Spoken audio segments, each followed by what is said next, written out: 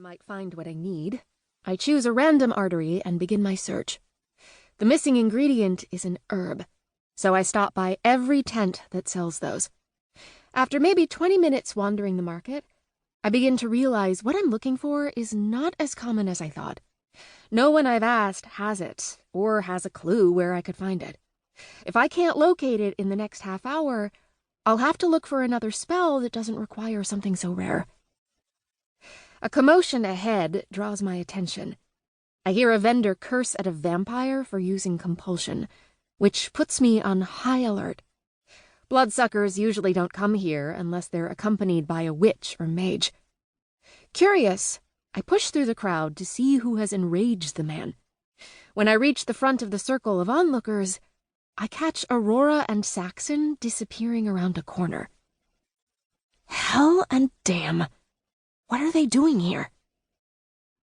A tall blonde vampire follows them, and I do the same, urgency propelling me. I didn't expect to find him blocking my path after I rounded the corner. I stop in my tracks, almost colliding with his back.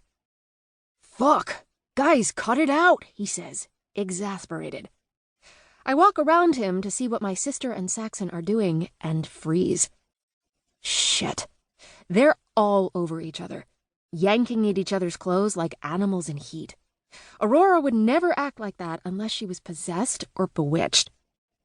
Her body glows from within, and then she blasts Saxon with a powerful electrical charge. But even so, he doesn't let go of her. What happened to them? I ask the vampire next to me. I need to know so I can maybe try to counter the spell. They're mates.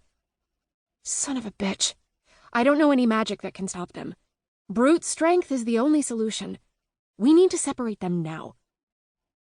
He looks at me with wide eyes, and holy moly, talk about male perfection. I shouldn't have noticed his looks given our current situation, but he's too striking and I'm not blind. Perfectly sculpted face, bright sky blue eyes, and lips that are like a beacon to me. My throat becomes suddenly dry, and all my thoughts get scrambled. Lucky for us, he only hesitates for a second before jumping into action. With a hard yank, he pulls Saxon off Aurora, and then jumps back when Saxon bares his fangs at him and roars. Fuck. He's gone berserk. He's going to attack Mr. Perfect for interrupting the mating. I should have known. Quicker than lightning, I shove my hand in my bag and grab a crystal. Saxon pounces, but I'm able to create a protective barrier in front of us at the last second. Saxon hits the invisible wall, and the impact sends him flying back. He hits the ground hard and doesn't move. There's a buzz in my ears, and my hand holding the crystal tingles with residual magic. Holy shit! I can't believe I was able to pull that off. Did you do that? Mr. Perfect asks me, piercing through my post-spell haze. Yeah. Thank you. You saved me from getting shredded to pieces. I glance at him, and once again, I can't help being stunned by his beautiful face.